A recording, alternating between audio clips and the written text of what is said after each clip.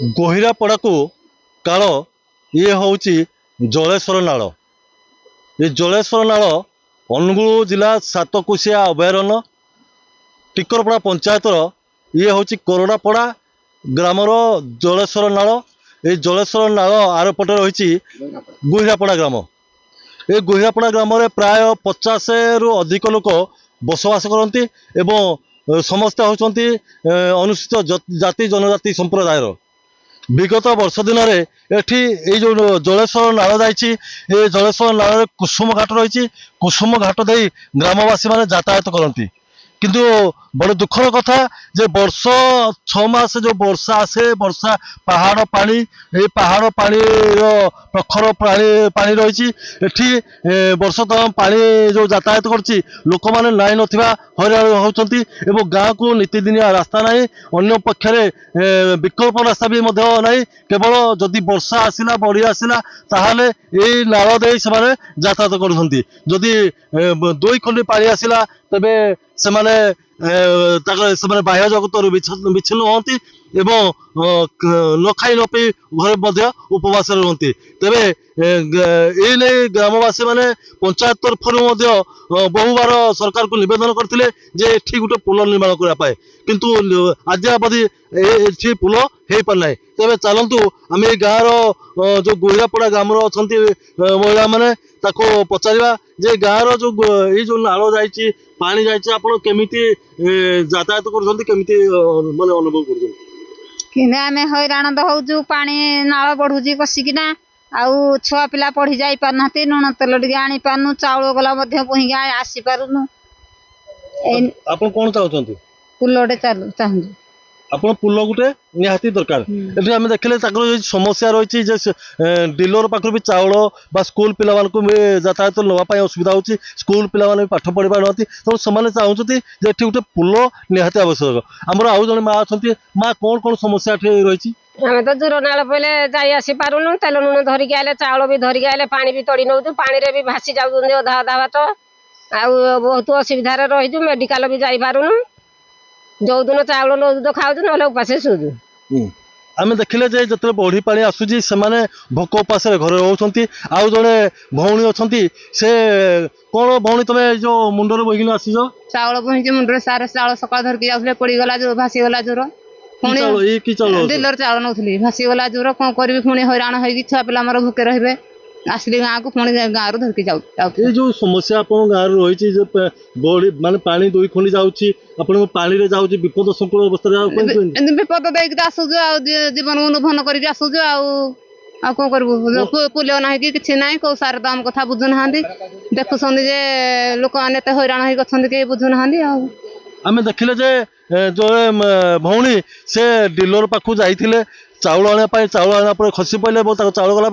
पुनर्बार आउ थे चाउल कि दुकान आनी आउ जड़े भौणी अच्छा ये जो गाँव जो समस्या लगी गाँव माने केते जन पिला ये भासी जाती भी लोक भी भासी जाती से मृताहत कर किए किए से जानी हाँ किए आम गाँव दिवर नागे आसिक भासी गला जल गला आम एमती सब बड़े आसुचु के हेरा ना कौन विद्याधर विद्याधर नायक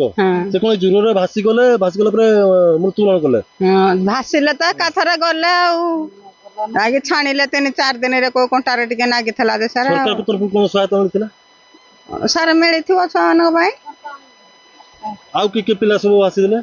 आउ हे गाँव जने भासी जाइथला स्कूल पिला भी भासी जाइथला कोन चाहछते आपण कौन चाहूँ सर आमको पुल खंडे दब आम तो सब बड़े आम देह को गला आम छुआ मान अमल कह पुल पुल टे दि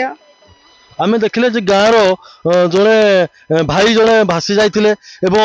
से भी 3 दिन पर उद्धार होता से भी माने पिला छुआ भी अड़ाड़ी होती स्कूल पिला भी भासी जाती तेज आउ जड़े माँ अच्छा माँ ये जो समस्या केते दिन लगी रही 6 मास नागी केमती आप चलती किंदी चलू भूपेश रही चलू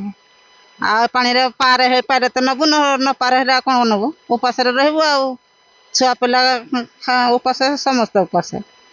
आमे देखले जे मन दुखरे से कहते जे पिला छुआ समस्ते उपास रहती एवं भारी कष्ट अपन करती माउसी अपन कुआड़े जाइथिले चाउल ପାଇଁ ଯାଇଥିଲି ଡିଲର चाउल डिलर जाइथिले हाँ। ये जो पानी बढ़ी जाउची अपन पानी रे कोडे 3 फुट 4 फुट पानी होची केमिति चाउल नेबे ଚାଉଳ ତ ନେଇ ପାରୁନୁ ଆଉ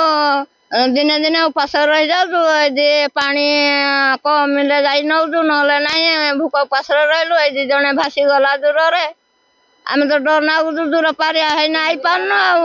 ଆମ ନାଗି ପୁଲ ଖଣ୍ଡେ ହଉ ଆଉ ଆମେ ଚଳିବୁ କେମିତି এই যে